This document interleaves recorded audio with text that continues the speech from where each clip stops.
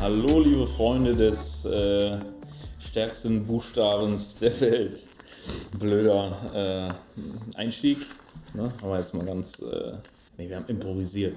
Muss ja ein bisschen flockiger, locker flockiger werden hier. Herzlich willkommen zu einem neuen Video von uns mit mir. So, es geht jetzt um den E39 M5, den wir schon mal angeteasert hatten in dem Video davor. Ganz witzige Nummer, er hat aktuell auf dem Tachostand 726.496 Kilometer. Ist ein Facelift-Modell, Erstzulassung September 2000, wann ist mal so auf 2022, 2021, nein, September 2000. Oxford grün außen, Heritage Karamell innen, Vollleder, und die Kiste hat schon wirklich sehr, sehr, sehr, sehr viel gesehen. Ich gehe jetzt gerade mal ganz kurz darauf ein, was und wie, ein paar Details nur, und dann gehen wir gleich eigentlich direkt zum Auto. Unser Kunde hat ihn gekauft in 2002 für knapp 140.000 D-Mark.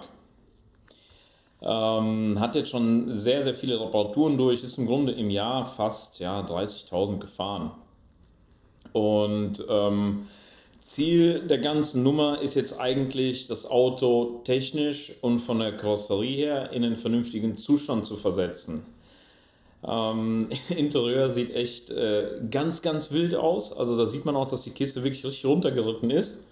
Da sagt er aber tatsächlich, oh nee, weiß ich nicht, das ist Patina. Ich sage, das ist kein Patina mehr, das ist Verschleiß. Aber nicht zu wenig. Aber da werden wir noch gucken, ob er den wirklich von innen dann so lassen will oder nicht. Jedenfalls ist sehr, sehr, sehr, sehr viel zu tun. Ich habe ihm da auch schon so knapp zwischen 30 und 40 in den Raum geworfen. Er sagt, ja, ist halt so. Er hat wortwörtlich gesagt, das Auto schuldet mir nichts. Ja, und er will auch einfach keinen neuen haben. Das Auto ist nämlich die ganze Zeit gepflegt bei der Niederlassung in Dortmund. An der Stelle schöne Grüße nach Dortmund. Und da ist er scheinbar auch bekannt wie ein bunter Hund, würde ich fast sagen. Das war jetzt auf jeden Fall mein Eindruck dazu. Und die Verkäufer wollen ihn wohl immer neuen andrehen, ne, nach dem Motto, ja, ne, ist es nicht langsam an der Zeit? Und er sagt, nee. Und die Jungs hinten in der Werkstatt sagen so, wir wollen die Millionen sehen. Das hat er mir so gesagt. Könnt ihr jetzt halten oder davon halten, was ihr wollt. Aber ich finde den Ansatz eigentlich cool. Und ich glaube auch, dass er die Millionen voll kriegt, und dann sehen wir das Auto ja vielleicht nochmal. Jedenfalls, wir haben einiges an Rost. Wir haben ein bisschen was an Undichtigkeiten am Motor. Die Warnox wurde vor 2 Jahren wohl gemacht. Trotz alledem soll man da wirklich jetzt mal einen ganz großen Abwasch machen, weil er einfach sagt, ich liebe den E39, ich fahre ihn einfach gerne. Das Auto ist jetzt nicht so mega pflegeintensiv, fährt sich auch gemütlich, und deswegen, das war der kurze Einstieg zu dem Fahrzeug. Sonst irgendwas zu sagen, ich habe mir die Ausstattungsliste noch ausgedruckt. Produktion ist tatsächlich 31.08.2000. Im August war ja beim E39 immer der Modellwechsel, das heißt, es ist schon ein Facelift. Also wirklich einer der ersten M's, die als Facelift ausgeliefert bzw. produziert worden sind. Erste Hand war wohl BMW AG München, und das Auto, ich weiß nicht, ob es damals zur Verfügung gestellt worden ist oder ob er es tatsächlich gekauft hat. Es ist tatsächlich Prinz Leopold von Bayern. Also, lieber Prinz Leopold, wenn du uns zuguckst, schreib uns doch mal kurz drunter, ob du dich an dieses Auto noch erinnern kannst. Vielleicht gibt es ja auch noch die ein oder andere schöne Anekdote zu. Ansonsten ist das Auto sehr, sehr voll. Hat eigentlich wirklich viel. Komfortsitze mit Massagefunktion, klar, Oxford grün, Karamell innen. Und dann halt so das übliche Sonnenschutz-Rollos hinten, Vollleder. PDC vorne, hinten, großes Navi, CD-Wechsler, DSP, also so das, was im 5 halt auch sehr, sehr geil ist. Und das kurz dazu. Erstzulassung, wann hat er den? Ja, 18.09.2000, also 31.08. produziert, 18.09. direkt zugelassen, BMW AG München. Ich habe jetzt noch gelabert, wir gehen jetzt ans Auto. Mirko müsste jetzt gleich aus der Pause raus sein. Und dann bin ich gleich noch echt gespannt, wie die Kiste sich fährt. Weil der soll mittlerweile echt ausgelutscht sein. Die haben nämlich bei 250.000 schon mal die Stoßdämpfer gemacht, dann bei 500.000 die Stoßdämpfer mit Federn und jetzt sind wir bei 726, also fast wieder 250.000 und jetzt sagt der Stoßdämpfer neue Quellenker, neue Diff machen, Kardanwelle machen, alles, einfach einmal alles. So macht das Spaß, das machen wir auch und dann würde ich sagen, let's fetz, oder? Jo. Komm. So, 14. September, Sonderablauf Dienstfahrzeug. Und jetzt wird's geil, pass auf. Zack. Zack. Zack. Zack. Hier ist die Seite vorbei. Serviceheft voll. Ich habe ihn auch gefragt, hast du eigentlich schon 2 Servicehefte? So, jetzt auch mit Mirko. So, also, wir steigen hier jetzt einfach mal ein. Du hast ja eben, wir haben eben schon mit dem Kunden zusammen geguckt. Er wollte noch nicht mit auf die Kamera. Na, uns sind ein paar Sachen aufgefallen. Aber ich finde für die Laufleistung, was würdest du sagen? Man sieht halt, dass hier nicht aufgehört wurde, Geld zu investieren. Ne? Ja. Also sowohl die Technik, gut, Karosserie haben wir den Nachteil, wurde schlecht investiert. Ne? Also viele Sachen wurden schlecht gemacht, die uns im Endeffekt wieder Geld kosten werden. Ja. Aber Technik, da wurde nicht aufgehört zu investieren. Es wird immer hier und da was neu gemacht, Wasserpumpe, Booster. Und weißt du, was ich gerade gesagt habe? Du siehst bei solchen Autos am Fabrikat des Reifens, ne, siehst du einfach, dass hier immer gewartet investiert wurde. Ne? Genau. Jetzt ein Kunden mit irgendeinem. Ja, wir sehen das oft. Wir sehen das oft, dass. Bist du fertig? Du siehst das immer, finde ich, es deckt sich auch immer. Du hast irgendein Auto mit einem billigen Reifen und so sieht das ganze Auto aus. So hast ja. Da billige Reifen drauf. Und so sieht die Kiste nachher aus. So. Überall gespart. Und beim Reifen spart sie nicht. Das finde ich immer ganz witzig. Was uns auch direkt aufgefallen ist, das ist immer noch der erste Radsatz. Ne? Die neigen ja immer dazu, dass der Lack abplatzt oder dass sie hier von der Narbe her gammeln. Hier nicht. Ganz einfach deswegen, weil der Kunde nochmal den gleichen Radsatz für den Winter hat. Ach, er hat auch die Styling 65? Der hat genau die gleiche nochmal für den Winter. Deswegen passiert hier auch nichts. So, also komm, machen wir einen Einstieg. Vielleicht übernimmst du gerade einfach mal. Ja. Ja. Soll ich mal Technik anfangen? Oder? Geh mal ein bisschen näher ran, damit man dich besser hört. Ja, also technisch wissen wir Laufleistung 725.000, ne? Wie gesagt. Und wir wissen vom Kunden, dass bei 700 die Warnungseinheiten mal gemacht wurden. Aber ansonsten ist hier soweit nichts bekannt, außer irgendwelche Anbauteile. Wasserpumpe sieht man, ist mal neu gekommen. Lichtmaschine sagt er, ist neu gekommen. Genau, Kühler ist ziemlich neu. Anlasser. Genau, Anlasser, drumherum. Ne? Ich habe noch gesehen, Vor- und Rücklauf, Servoleitungen, was natürlich auch immer ein Thema ist. Ja. Ja, und gut, Scheinwerfer glaube ich auch. Ja. Sonst werden die Streuscheiben einfach tot. Komm mal rüber. Ne, das siehst du eigentlich sehr, sehr gut. Das sieht noch recht frisch aus. Also Das Kennzeichen an im Vergleich. Ne? genau. Ja. Stoßstange ist gebrochen. Ne? Er hatte auch tatsächlich schon mal einen Unfall mit dem Auto. Er hatte in England, wie hat das gesagt? Irgendein Masttier. Ja, ich glaube, es war ein Schwein oder eine Kuh. Er hat es mir gesagt, ich weiß es nicht mehr. Auf jeden Fall hatte das Auto vorne dann schon mal einen Schaden. Ja, und deswegen stand er dann auch in England. Die Versicherung in Deutschland allerdings, weil er die ganze Zeit in Deutschland angemeldet ist, sagte dann, bitte das Auto rüberholen, damit wir den halt bewerten können, Schaden und so weiter und so fort. Und dann kam das Auto halt dann irgendwann rüber, ging dann auch in die Niederlassung, hat auch alles machen lassen. Und dann rief ihn irgendwann die Versicherung an und sagte, wo ist denn das Kennzeichen? Sagte er, ich weiß, woher soll ich denn wissen, wo das Kennzeichen ist? Er hat vorne einen Unfall. Jedenfalls muss er den dann ummelden auf ein anderes Kennzeichen, weil du kriegst ja nicht mehr das gleiche, wenn dir eins der Kennzeichen fehlt. Die sind dann gesperrt. Ja. Ja? So. Also hierzu, glaube ich, muss man nicht viel sagen, die übliche Wartung und Pflege, aber es ist immer noch der allererste Motor. Das ist wichtig einfach und das ist geil. Und ich habe gestern mit einem Kunden telefoniert, von dem M5, den du heute anfängst, den i39. Und ich habe ihm dann so aus Spaß einfach mal davon erzählt und er sagte, nee, dann ist er aber nicht bewegt worden wie ein M5. Aber er ist auch nicht langsam gefahren, halt viel Langstrecke und er sagte auch, ne, wenn es ging, auch flotter, Ja. ne, aber sonst, er ist ein sehr gemütlichen, ne, Ja, das stimmt. Ja. aber mit sehr viel Charisma. Das Auto passt zu ihm, weil er kommt tatsächlich auch aus England. Ne? Das hört man auch deutlich. Ja. Aber sehr cool. So, weiter geht's. Die Kotflügel und sowas, ne? Ja, genau. Wenn du Geht mal ein bisschen bleib ruhig mal hier stehen. Wenn du dann mal, ich weiß nicht, ob du drauf bist, im Licht, siehst du diese ganzen Schleifspuren, diese Wellen hier drin? Kriegst du nicht Im auf Lack. die Kamera. Ach, dieses Jahr, ich weiß, was Ja, du meinst. Ich hoffe, man sieht vielleicht. Aber ansonsten, falls du nicht drauf bekommst, wir haben halt auch überall diese Bläschen, weil mal was schlecht lackiert oder repariert Einfach schlecht wurde. vorbereitet. Genau, Ja. immer schlecht konserviert unterm Lack. Ja, dasselbe geht hinten auch so weiter. Ja. Das ist aber mal eine richtig coole Bestandsaufnahme einfach wieder, ne? Wir können auch mal gerade hinten während der aufmacht. Das Oh ja. zieht sich halt ums Auto rum, diese Ställchen, ne? Immer und überall ein bisschen. Hier sehen wir schon Dämpfer komplett undicht. Also fahrwerkstechnisch wird er auch ein ziemliches Rundumpaket bekommen. Dämpfer, Dietring-Querlenker, Integrallenker, vorne die Druckstreben, Querlenker. Also alles, was ja, dem Fahrzeuggewicht über die Jahre.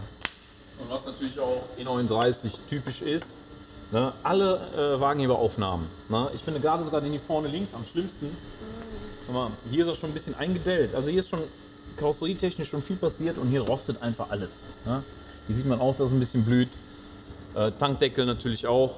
Na, da ist die Seitenwand auch schon mal lackiert worden. Er hat ja gesagt, dass er hinten rechts einen Treffer hatte. Okay.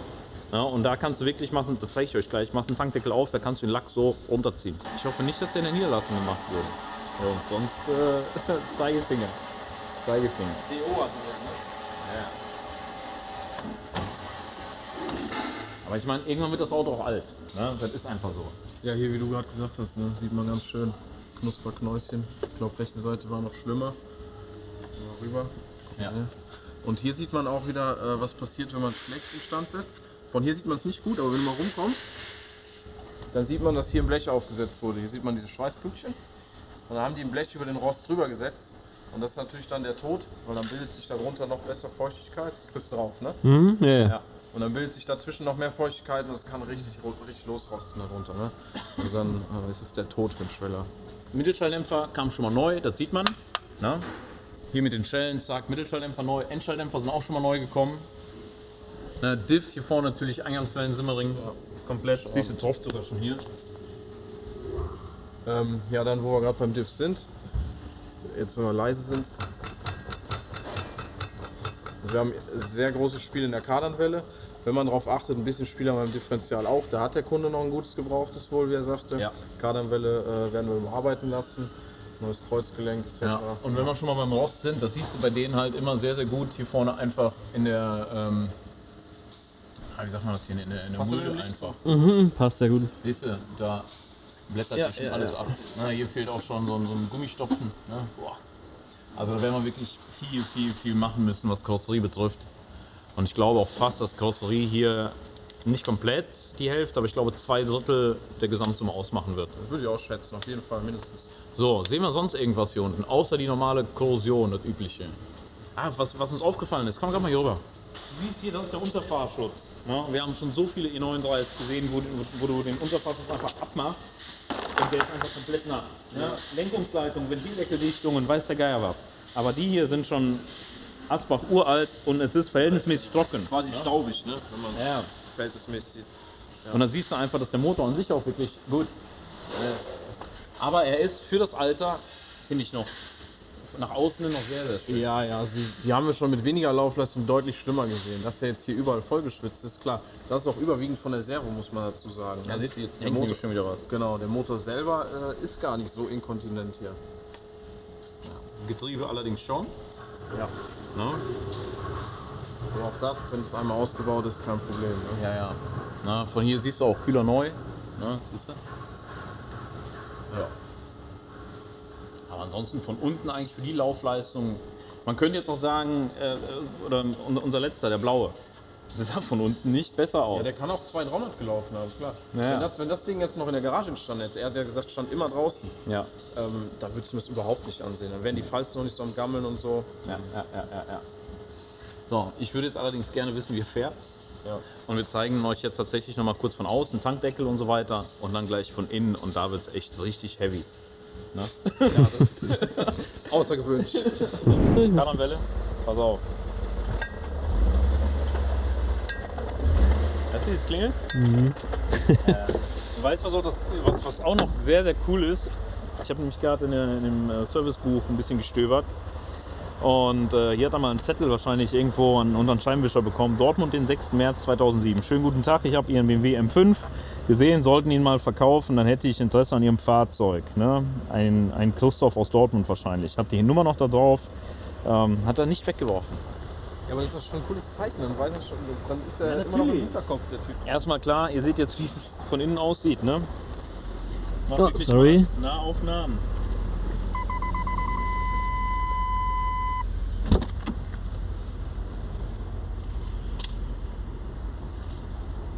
Junge, Junge, Junge.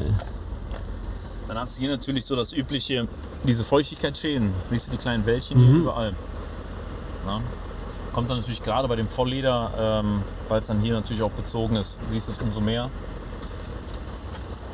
Dann halt so das typische, gut hier, die Leisten korrodieren ein bisschen. Na? Hier Scheibendichtung auch schon komplett Ümme. Ne? Ja, ja. Und das meinte ich eigentlich von mit dem Tankdeckel. Guck mal hier, der ist schon mal einer drüber gegangen und hier kannst du wirklich den Lack abziehen. Siehst du?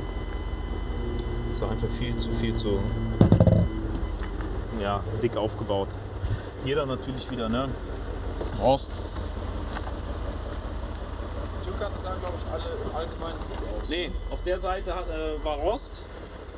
Auf der Fahrerseite ist auf jeden Fall Rost. Dann haben wir hier noch einen Sprung in der Stoßstange, das heißt, wir machen die Stoßstange vorne hinten neu. Und dann musst du einfach haben und dann hast du halt so, wie du es halt typischerweise oft hast, hier einfach den Rost. Ne? Hier bildet sich ein bisschen was aus, siehst du? Aber das ist nicht so wild. Da ist mal jemand ausgelaufen, ne? Ja gut, aber ich meine, das Zeug kriegst du sauber. Ne? Und Anhängerkupplung hat er, haben wir total vergessen, ey. Seltenes Gimmick bei so Ja. bei der MGMBH. Ja, geht aber. Könnte schlimmer sein.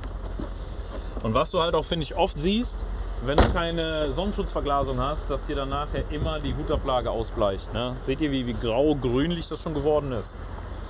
Das kommt einfach durch die Sonneneinstrahlung. So, hast du sonst irgendwas? Vorne war, glaube ich, noch was. Ja, mal hier. Ein Lack. Oh ja, der Sitz. Der Sitz ist... Was auch hier Fertig. passiert ist, ey. Ja, man muss dazu sagen, dass der Fahrersitz schon mal neu gekommen ist. Ah ja, okay. Und der Bezug. Das erklärt den Unterschied. Ja, genau. Und deswegen sind wir ihm noch nicht ganz klar, ob wir innen auch machen. Na, weil er sagt, so, das Auto hat halt eine Geschichte zu erzählen. Und das ist Patina. Irgendwie ist es cool, ne? Irgendwie ist es cool, ja. Aber es muss am Ende er entscheiden. So, und wenn man jetzt mal... Mach bitte noch mal kurz die Haube auf, jetzt läuft er, ja?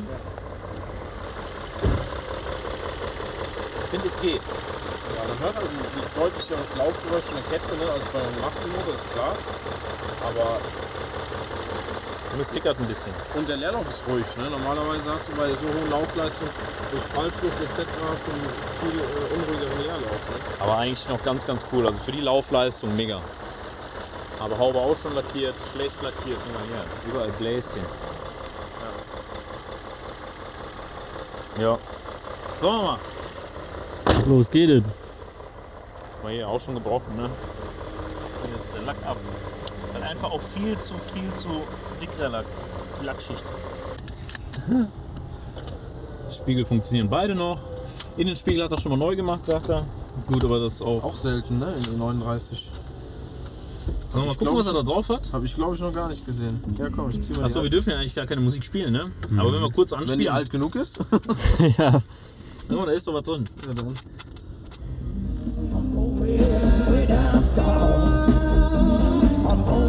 Das passt zu ihm auch, ne? Mhm. Du hast den gerade gesehen, ne?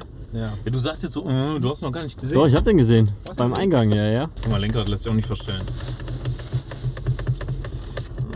Aber weißt du was? Das hängt auch manchmal damit zusammen, wenn der Sitz nicht dran ist, dann kriegst du das Lenkrad auch, glaube ich, manchmal. Irgendwie sowas war da. Boah, das ist aber jetzt Oder fies, ist ey. zusammen abgesichert irgendwie, keine Ahnung. Ja gut, so richtig Massage sitzen das auch nicht. Das ist im Nee. Grunde nur so ein Kissen. Ja, Ja, und das war's. war's dann, ne? 726.497. Guck mal, ob das Schiebedach noch funktioniert.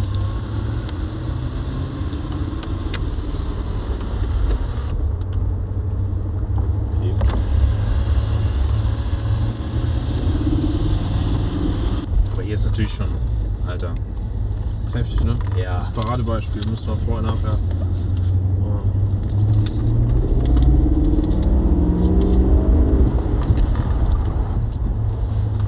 Boah, hinten merkt man aber, dass er total weich ist. Läuft komplett nach, ne? Ja, ja, ja.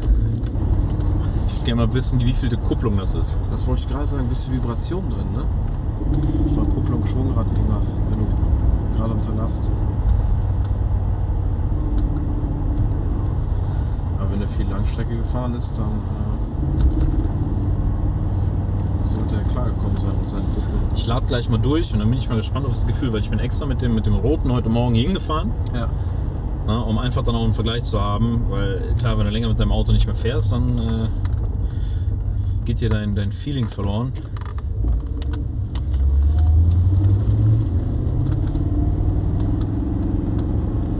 So, halt fest.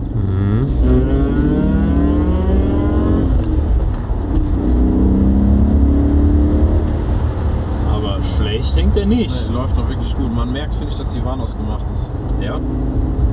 Gas Aber da war eben am Anfang ein komisches Geräusch, oder? Ja, Differential war es irgendwie ein bisschen zu laut, zu weit im Innenraum gefühlt. Und im zweiten Rad. Kann er mir schon irgendwo entgegenkommt. Weißt du, Glaubst du? Unter Last, wenn sich. Läuft gut. Ja. Nicht schlecht. Aber du merkst das auch immer bei den Komfortsitzen, wenn die Dinger ausgelutscht sind, in Kurvenfahrten, dann bewegt sich immer die Rückenlehne. Und dann knackt das immer so.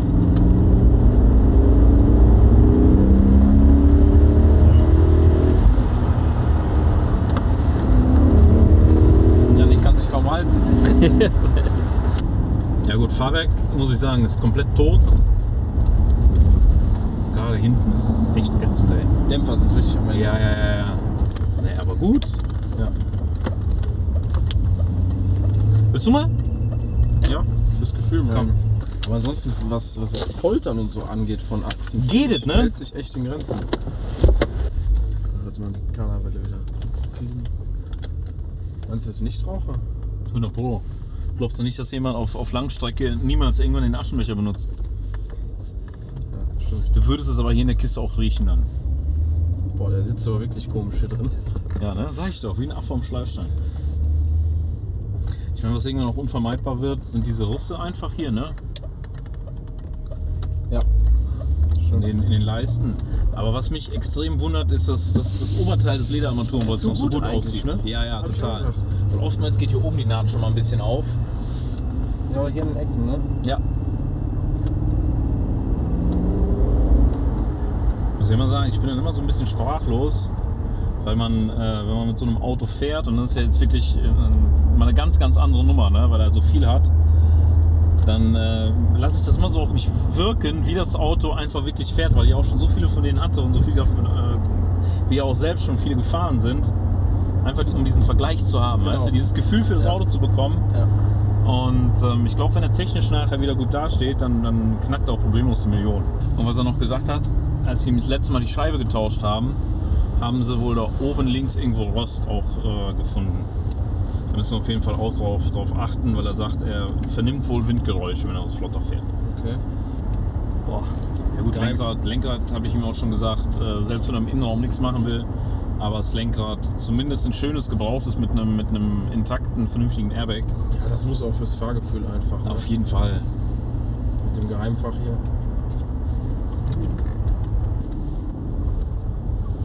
Aber du, jetzt mal ganz im Ernst, wenn die Seite so abgenutzt ist und der Sitz auch, dann muss der ja auch viel zu zweit gefahren sein, Ja, oder? wahrscheinlich schon.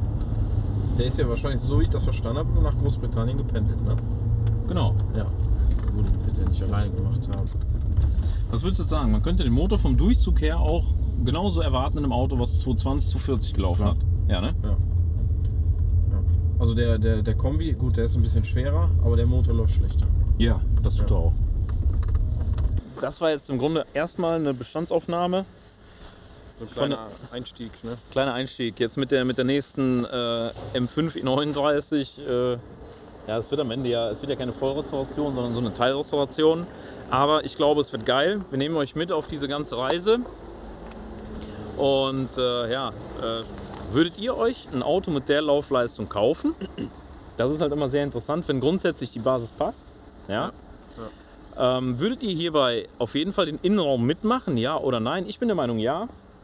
Der Kunde sieht es nicht, weil er einfach gesagt hat, das Auto lebt, hat auch gelebt, und das will er auch so beibehalten. Aber grundsätzlich Technik muss passen und ihm ist am Ende auch fast egal, was es kostet. Ne? Und das ist halt die coole Nummer an der Geschichte. Das heißt, wir können hier aus dem Vollen schöpfen im Grunde. Na, und dann bin ich mir auch sicher, dass die Kiste die Million schafft. Ob die Leute Wert auf niedrige Laufleistung oder ein gutes Steckheft legen. Ne? Ja, das wäre ja auch eine coole Idee, ein cooler Ansatz. Schreibt uns das wirklich mal, ob euch die niedrige Laufleistung wichtig ist oder eine lückenlose Historie. Ja. Na? Weil hier ist die Historie auch irgendwie cool. Na? Ja. Der ist ja jetzt faktisch zweite Hand. Ja, und sehr, sehr, sehr transparent von der Historie. Ja, total. Also ich finde es geil. Ne? Wenn ihr noch irgendwelche Ideen, Anregungen habt oder von euch irgendeiner da draußen noch irgendwas liegen hat, ne, was wir hier vielleicht gebrauchen können, dann schreibt uns. Ja? Wir werden hier sowieso wieder viel bei Kleinanzeigen nachher suchen müssen. Gerade so Einstiegsleisten, Interieurleisten, dann die ganzen Leisten um die Türen rum wieder. Ein Teil davon werden wir wieder in schwarz Hochglanz lackieren können. Einige werden wir wahrscheinlich wegwerfen müssen. Also wenn ihr dafür noch irgendwas liegen habt. Stoßstangen. Stoßstange hinten kommt neu, vorne habe ich noch liegen. Das nicht, aber ja, ich meine, viele E39-Fahrer unter euch sind ja dabei, die ja regelmäßig zugucken. Tobt euch einfach aus, das finde ich geil. Ja? Und dann werden wir wahrscheinlich ein Video dazu machen, wie wir den Motor dann machen. Ansonsten Karosserie, Achsen, ne, ein bisschen Technik haben wir ja mit euch schon mit dem blauen ja im Grunde schon abgehandelt. Aber ich fände es super interessant, wie der Motor vom Verschleißbild aussieht. Ja, wegen der Laufleistung. Ja. Das machen wir für euch auf jeden Fall noch in einem separaten Video. Aber das jetzt grundsätzlich erstmal zu dem, ich würde sagen, zu dem europäischen M5 mit den höchsten Kilometern. Ich glaube, da kann man sich so weit aus dem Fenster lehnen. Ja. Wir blenden euch gleich mal noch ein, den Ami M5, weißt du noch? Da gab es letztens irgendwo einen Bericht, der dann irgendwie 550.000 Meilen hat oder irgendwas. Ich rechne das gleich mal um, ich lese gleich mal nach. Vielleicht ist es ja sogar der weltweit am meist gelaufene M5. Aber damals haben die noch gut gebaut. Ne? Also da muss man wirklich an der Stelle auch ein Kompliment an BMW und die Ingenieure der damaligen Zeit machen, weil das ist wertig gemacht. Da hat der Kunde nämlich auch eben selber noch gesagt, die wollen die ganze Zeit, dass ich ein neues Auto kaufe. Na, aber vor hintergehaltener Hand wird dann gesagt, ja, ey, aber nach 200.000 sind die Dinger Maggi. Genau, sagt er, ja, die Jungs aus der Werkstatt, die sagen immer, wir wollen die Millionen sehen, wir wollen die Millionen sehen. Genau, und die Verkäufer wollen halt was Neues verkaufen. Aber das ist halt, das spricht auch extrem für das Fahrzeug, ja, dass der Kunde es nicht abgeben will. Ne? Und ich kriege wieder Gänsehaut dabei, wenn ich an meinen denke, den will ich auch nicht abgeben. So, und jetzt ist es ja auch schon, das habe ich dir gestern gesagt, ich habe gestern mal die Preise geguckt und der teuerste liegt, glaube ich, aktuell bei 97.000 und ein halbwegs normales Auto kostet mittlerweile schon 40, 50, 60, etwas besser mit 60, 70, 80.000 Kilometern, liegt schon bei 75.000. Das ist total verrückt. Deswegen geht weiter hoch. Ja. Ja gut, ich weiß nicht, ob es noch viel weiter hoch geht, aber ich habe doch bei dem blauen noch gesagt, oder zu meinem roten, dass ich die Dinger in 3 Jahren irgendwo bei 100.000 sehe. Und jetzt ist nicht mal ein halbes vergangen. Ja. In dem Sinne, macht's gut, war schön mit euch und ja, lasst wie immer ein Like da. Kommentiert ein bisschen was und wird ein cooles Projekt. Also, tschüss. Du kannst ja eigentlich jetzt auch schon so ein paar Bilder einfangen, ne? Ja, guck mal, hier kommt alles. Richtig hässliche Stellen, so wie sowas hier. Das hässlichste ist eigentlich so unter Kennzeichen.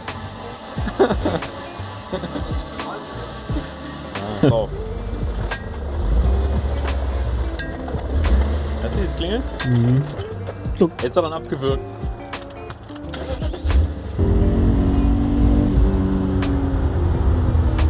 Aber schneid die Verkehrsschilder raus.